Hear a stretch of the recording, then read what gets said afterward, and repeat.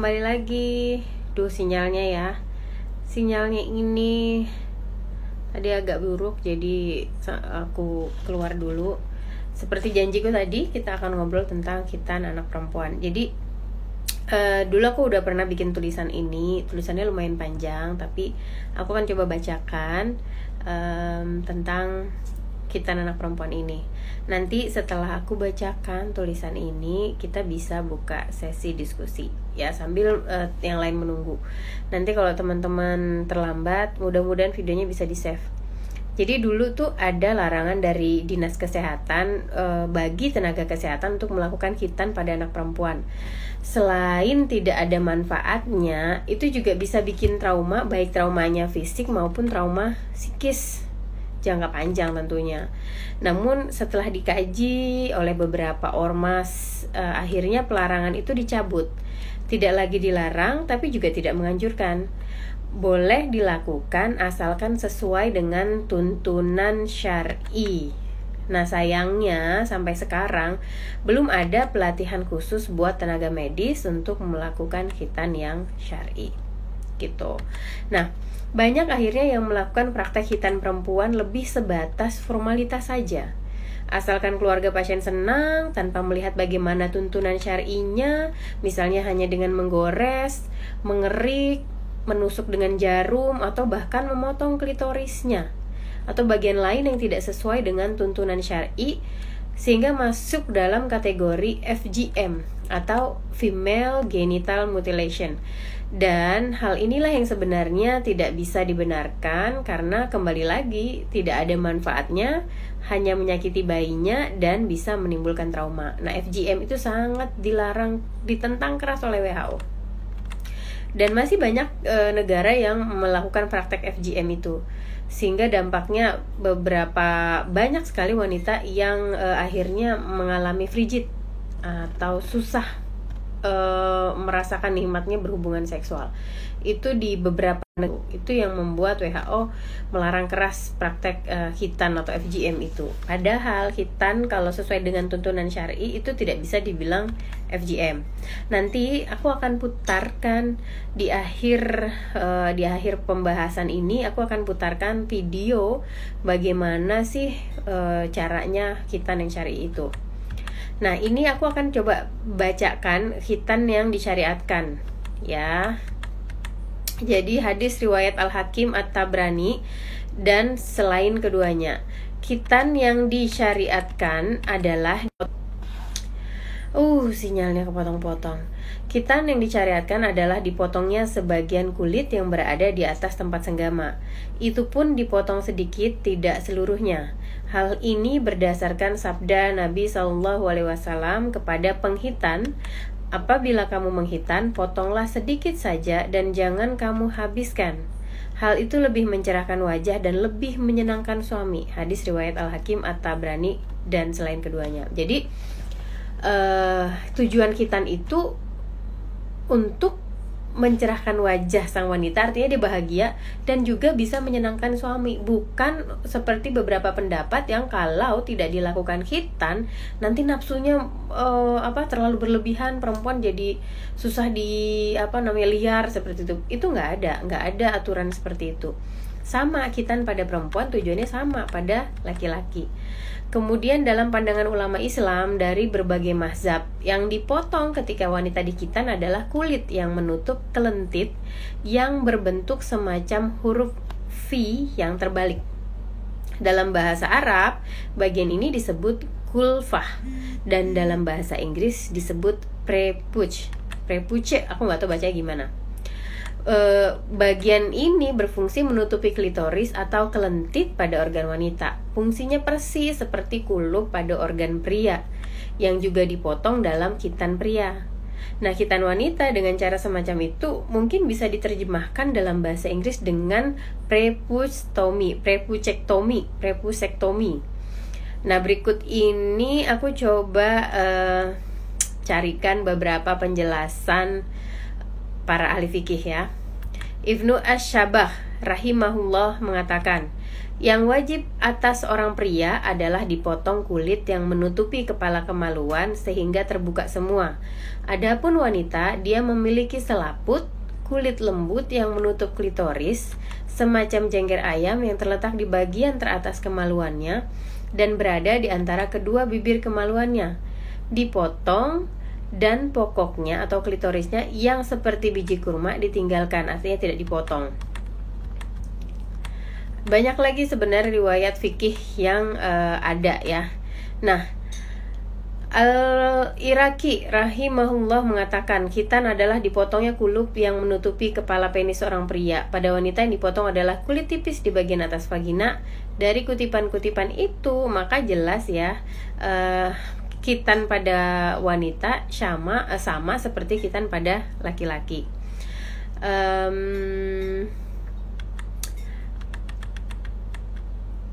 Terus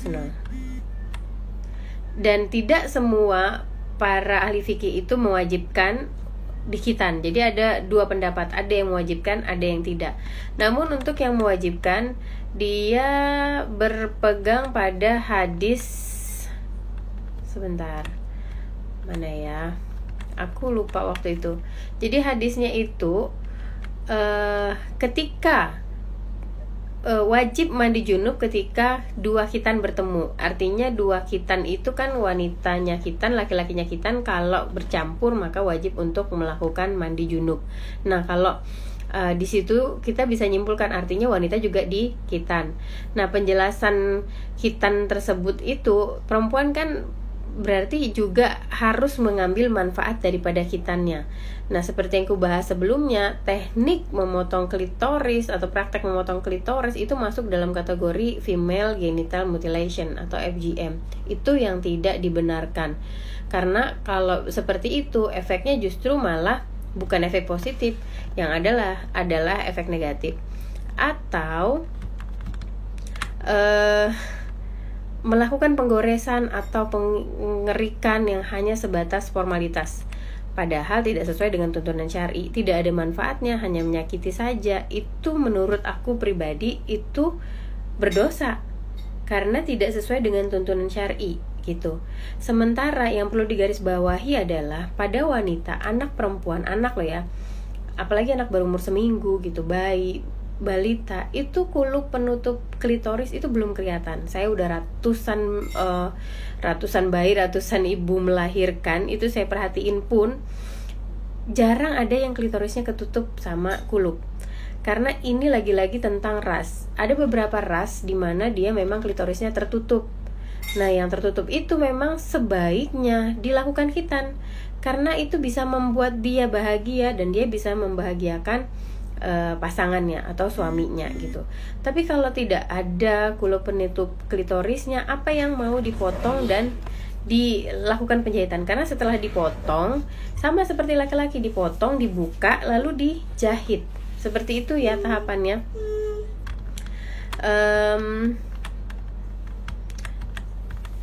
Sebentar, aku coba cari linknya ya. Nah, untuk yang sudah melakukan khitan zaman dulu sama dukun-dukun, biasanya yang di khitan itu dia dipotong bibir kecil, labia minoranya, atau bahkan dipotong klitorisnya. Nah, itu yang nggak boleh sebenarnya.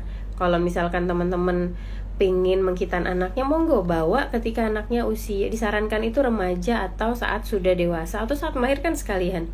Jadi karena kalau anak-anak kecil itu belum terlihat kulupnya, tidak bisa. Kalaupun misalkan kita mencoba mau menggoresnya gitu tanpa ada tindakan penjahitan, maka itu pun akan tertutup lagi kalau misalkan ya ada kulupnya. Jadi memang harus digunting, dibuka supaya si klitorisnya itu terbuka, baru dijahit. Seperti itu ya. Itu tuntunan yang syar'i. Nah, masalahnya kan seperti yang aku sampaikan sebelumnya, tidak ada yang dilatih dari tenaga medis. Nah, ini aku mau putarkan video khitan. Aku putar dulu video khitan yang sesuai dengan tuntunan syar'i ya. Jadi dia masuk dalam kategori tindakan bedah. Nah, kalau bedah berarti harus pakai anestesi. Ya iyalah pakai anestesi. Jadi kalau teman-teman merasa ragu dulu kitannya udah bener apa enggak, silahkan nanti kalau mau saya cekkan. Tapi kalau ada yang nanya, Mbak ini bisa nggak saya kitan anak perempuan saya? Umur berapa? Seminggu, 1 bulan? Aku bilang enggak. Tunggu sampai kulup penutup klitorisnya muncul. Ya. Kalau memang nggak muncul, nggak perlu dikitan. Ngapain? Ini aku putar dulu videonya. Sorry ya. Ini ya.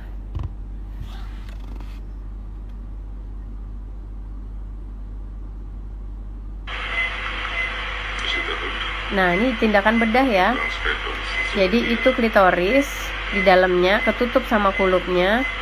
Kemudian digunting, ini udah anestesi loh ini. Habis digunting baru dijahit supaya klitorisnya yang di dalam itu bisa terbuka dan dia bisa lebih mudah untuk apa istilahnya ya, wanita itu lebih mudah untuk dibangkitkan gairah seksnya karena tujuannya itu. Nah itu baru terbuka tuh klitorisnya. Kalau bayi di mana coba apa namanya kita mau sorry di mana kita mau sebentar kita pakai ini dulu. Iya nak. Back to Beauty dari brand kecantikan terbaik untuk jadi diri terbaik. Back to Beauty. Sebentar.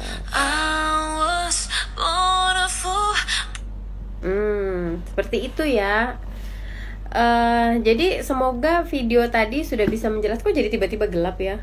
Tiba-tiba gelap. Coba kita cari filternya.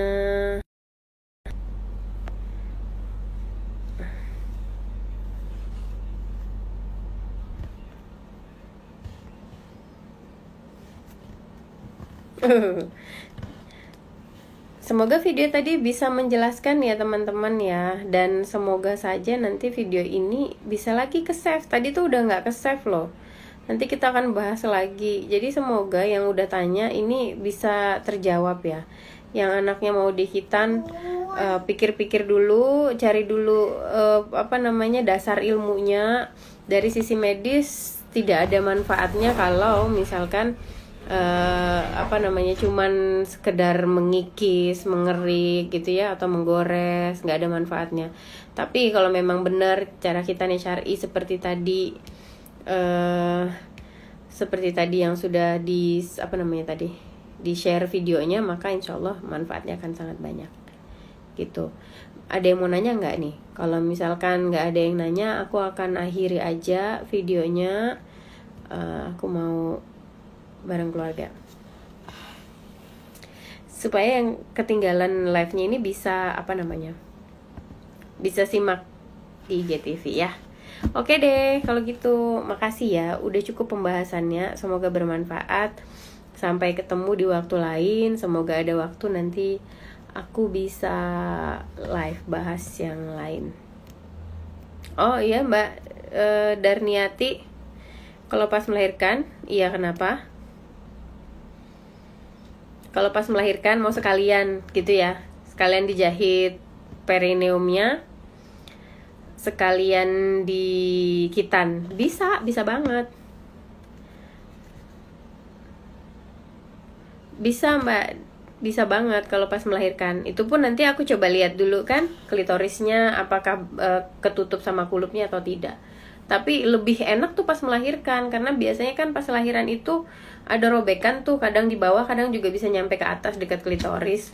Jadi sekalian kita anestesinya gitu. Dan bagian atas itu memang bagian sensitif ya, bagian klitoris, sehingga memang lumayan menyakitkan tapi waktu anestesi. Tapi kalau udah di anestesi insya Allah nggak sakit. Nah lebih baik begitu ya. Kalau mau kitan monggo pas ini aja melahirkan ya gitu. Oke, yang mau nanya lagi monggo.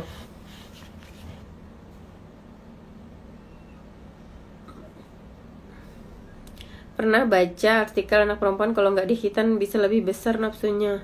Justru ini tadi kan aku udah bahas. Justru ketika dia di khitan kan tujuannya memang seperti yang ada di hadis tadi ya. Tujuannya memang supaya wanita itu bisa berseri-seri wajahnya dan bisa menyenangkan suaminya, karena nafsunya lebih mudah dibangkitkan. Tapi kalau nggak di khitan lebih susah membangkitkan nafsunya, karena klitorisnya itu tertutup sama kulub.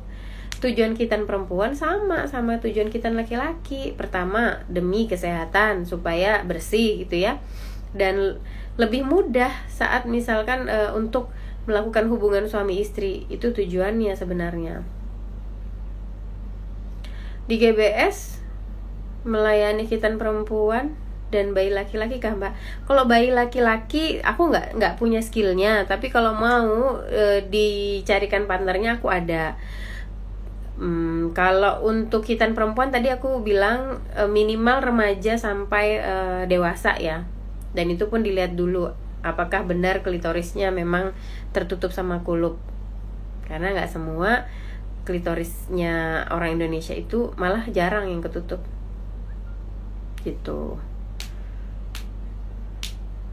Hai Mbak Saskia, aku mau cari filter dulu deh, filter yang lebih cerah, nggak gelap gini. Serem banget kan.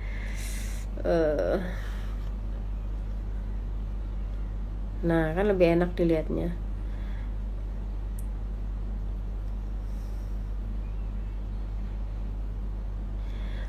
Mbak Bia, sebaiknya untuk hamil yang sehat, persiapkan diri yang sehat dulu.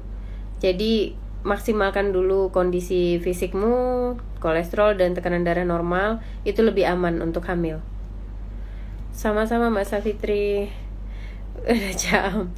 Ya ini kalau pakai HP yang ini tuh agak sedikit berlebihan dia jujurnya gitu. Bahkan yang kayaknya nggak kelihatan aslinya ada bintik, di situ bisa ada bintik banget kan, nggak enak dilihatnya. Jadi kayaknya udah jelas sih, supaya nggak berlarut-larut. Nanti kapan-kapan lah kita bahas tentang yang lain. Yang ini tadi membahas khitan anak perempuan, penjelasannya udah jelas insya Allah. So nanti kalau nggak jelas komen aja di IGTV-nya ya. Oke, sampai ketemu lagi. Assalamualaikum. I love you.